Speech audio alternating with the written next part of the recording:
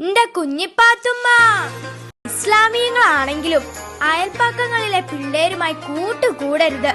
നീയേ ആനമക്കാരിന്റെ പുന്നാര മോളുടെ പുന്നാര മോളാ. നിന്റെ ഉപ്പൂപ്പാക്കേ ഒരാന ഉണ്ടാർന്ന്, വലിയൊരു കൊമ്പനാന. എന്റെ പുന്നാരാനേ.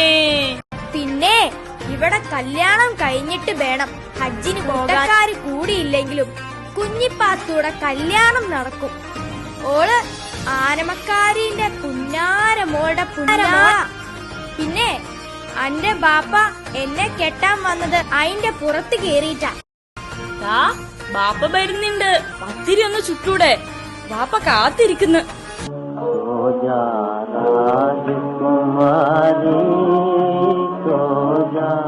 ഞാനേ ആനമക്കാരിന്റെ പുന്നാര മോളാ.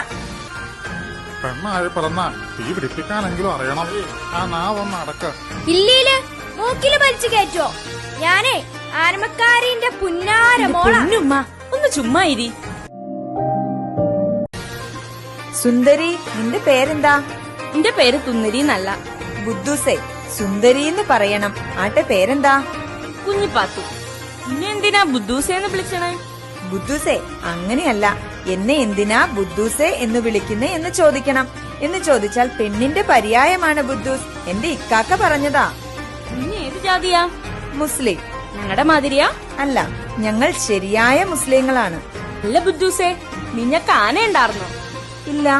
എന്റെ ഉപ്പൂപ്പാക്കൊരു ആന ഉണ്ടായിരുന്നു, വലിയൊരു കൊമ്പനാന.